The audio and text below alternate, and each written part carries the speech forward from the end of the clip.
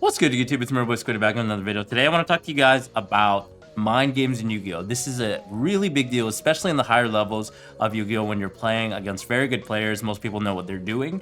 Your mannerisms and like your actions, your reactions to cards and plays, and also how you kind of convey your plays is a big deal, especially when it comes to things like hand traps and interruptions. You don't want to give anything away to your opponent that you may have a hand trap. For example, in this case, I'm going to show you guys with NIBIRU. Let's say that you guys are playing against Kashtira. Well, you should already generally know how the line is going to go, and it really helps to have that playtesting reference experience against top decks, so you at least know how the general plays are going to go, so you're not going to be thinking, because the most thing that gives away that you have Nib is when you think when they have 5 or more summons, right? Like, you're just gonna kind of telegraph that you potentially have an interruption, likely NIBIRU, because you're only thinking at the point where they have 5 summons. But instead, you should already know kind of like what the play is gonna be of all the decks in the format, so you know when to Nib.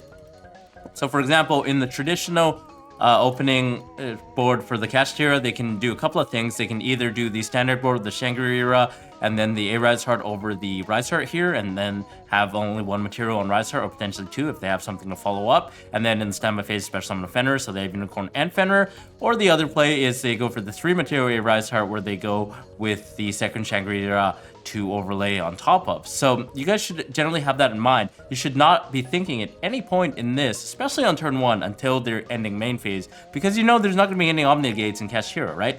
Similarly, if you're playing, it's a mid-game grind game and they're sort of like putting on these monsters and it's not enough damage to kill you, sometimes that's just fine. You don't have to say thinking at all. You can just say, okay, how much damage is that? That's not enough damage. Okay, yeah, that's fine. They attack, and then main phase 2, maybe they do more plays and you can nib there. That kind of guarantees that you get rid of the problem. And it also guarantees you're not going to die even if you nib, because they've already conducted their battle phase, right? So it's very important to kind of wait in real life and not give away, not think at any point. So in this case, you would not think and then just say, okay, end of main phase, I'm going to NIBIRU. So then that way you get rid of the NIBIRU. They don't suspect the nib. And there's no rule against, like, you know, not giving away any information, obviously. So you can even, like, just pretend you don't have anything. You could put your hand down on the table. You could look like a little bit sad that maybe you don't have interruptions or something. Just put your hand on the table, and then when they say end of main phase, kind of go ahead and reveal that nib. So that's what I traditionally like to do. I would say that you guys should definitely know the top plays, all the top decks, what the plays are, what the lines are, what they're going to end on, when to nib, when they're going to make a Omni Negate or a potential monster that cannot be affected by NIBIRU, and then nib before that point. And generally when they have either like a line to go into Boral Savage in like a Dragon Link, or a line with the 6 and a 4 to go into Baron, you should obviously nib before there. But knowing like when to nib and when to think is really critical, because if you're thinking on certain plays, then that's gonna hurt you. Not to say that you can't think when they nib, or like when you don't know when you should nib, but like try to know all the plays, try to recognize the plays so you can act natural and then be in a state where you can be like, all right, that's fine, that's fine, that's fine. Without saying like, okay, thinking, and then that kind of gives away nib. Maybe your opponent telegraphs that and they play their plays differently, right? So that's just one tip that I had. All right, guys, this is the second tip I have in regards to mind gaming in competitive Yu-Gi-Oh! So say you're playing a deck like Sky Striker. I see a lot of players, obviously, they're gonna go ahead sometimes and just like play all their cards and then activate Engage in this case, which will probably be met with a prompt Ash. But what you should instead consider is how to make your opponent think that you don't have anything, right? Like in a case like this, what you can actually do is start setting your cards. So if we set all of our cards and then like just go set, and then we go activate Reinforcement of the Army, our opponent might just think that we're bad and then just Ash there, right? Because they're like, oh, he just set like 4 cards, he doesn't have anything, this Rhoda is his only engine piece, and they Ash there. Well, then you're just off to the races because your other cards are alive, right? You have potentially other spells, and then you can start activating Engage on top of that, which they would have ashed if you started with it, or if you started with the Desires, right? So playing in a way that's really, really smart, just like seeing what cards you can set, what cards you can commit to the table, and make your opponent think that you bricked, make your opponent think you don't have any plays, and then resolve your cards after is one thing that you can definitely do. This is just one example I had in the Sky Striker deck. There are other ways to do this in the other decks as well. You could do something similar where you set your spells, activate like the 1 fake starter that you don't really need and you want them to Ash to kind of influence their decision. And then based on that, you know, have it to try and draw a reaction with their hand traps. So yeah, that's another tip I had for you guys. Alright guys, here's another example of how mind games can be very efficient in competitive Yu-Gi-Oh! And how you can kind of influence how your opponent plays based on your actions. So, let's say that we're playing against Vanquish Soul, we're playing Kashtira, we lost Dairo, our opponent went first and went Stake Your Soul and revealed Ash Blossom. And we ashed that and they just passed. So we know they have Ash Blossom. We look at our hand, we draw for turn, and it's absolutely unplayable. We brick. We only have one Pot of Prosperity that we desperately have to resolve in order to have a chance at winning this game. But let's say that our opponent's probably going to Ash, right? If we Pot of Prosperity for 6, and then we're going to pass, and all we have is some defense, we can't play. Well, one thing that you guys can consider doing is actually just Pot of Prosperity for 3 instead of 6. Because then our opponent's going to be like, okay, he's only prospering for 3.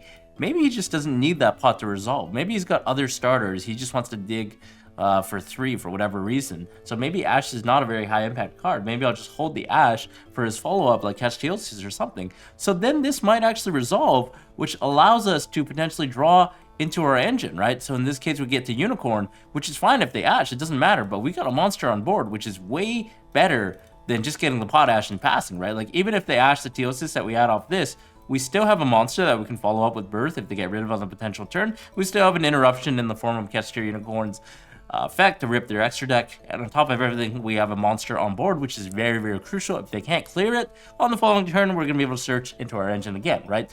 So that's something else to note. One thing that I used to like doing, even if I bricked, was just prospering for 3 anyways. Just hoping that they Ash. But I think now that Unicorn's at 2, the deck's a little more inconsistent, so sometimes you still have to pros for 6 on turn 1 just to ensure that you get the engine. But you guys can do the math and juggle and see if it's ever worth it to actually pros for 3, even if you don't know that they have Ash. This is just like a cool little scenario that I want to share with you guys, because it's not natural for pot of trading for 3 in Kashtira, right? So they sometimes that just messes with their head, especially in a high pressure situation. They might choose to hold the Ash and then you get there, right? Like, these little micro movements are very, very important in mind gaming in competitive Yu-Gi-Oh, which can make the difference between you winning a game and potentially losing a game, especially when it matters, like in Top Cut or when you're in the later rounds.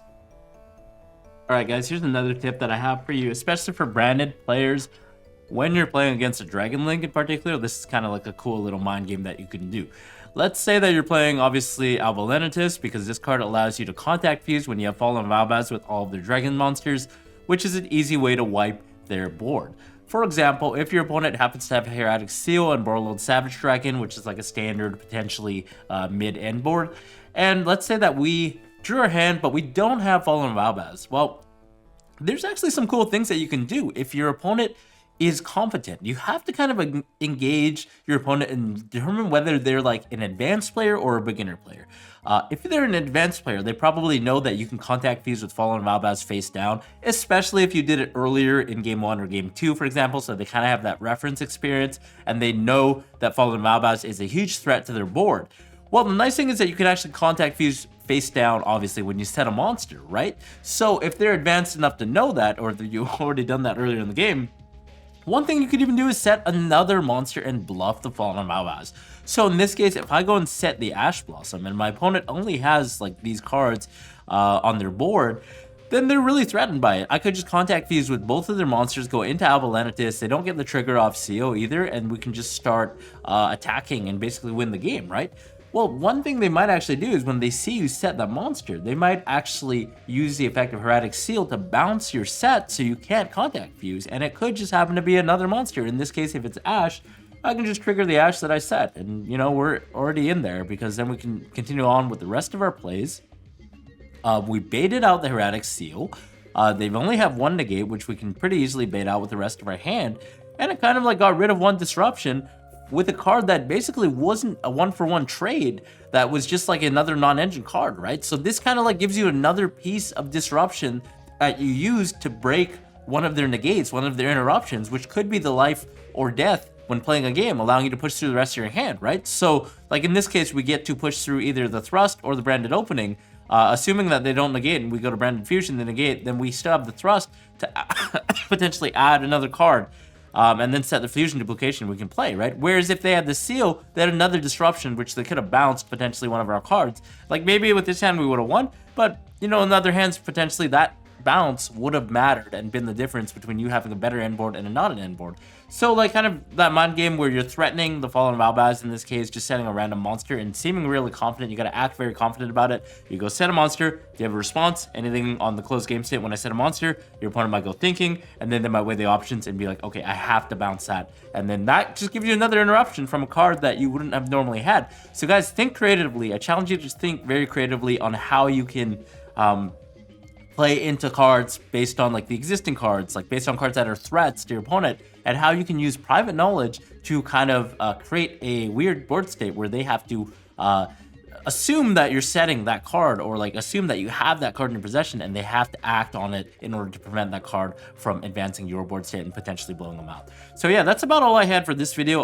Definitely think about more mind game tips for you guys in the future. If I do, I'll let you know. Other than that, if you guys have any tips as well, let me know in the comments below, because that would be really, really helpful. And I think a lot of people would love to know this level of Yu-Gi-Oh! When it's like a higher level, every kind of decision counts. You're sort of creating plays out of thin air, almost, like just with, you know, cards that you don't have. So it's really, really cool things that you can do there.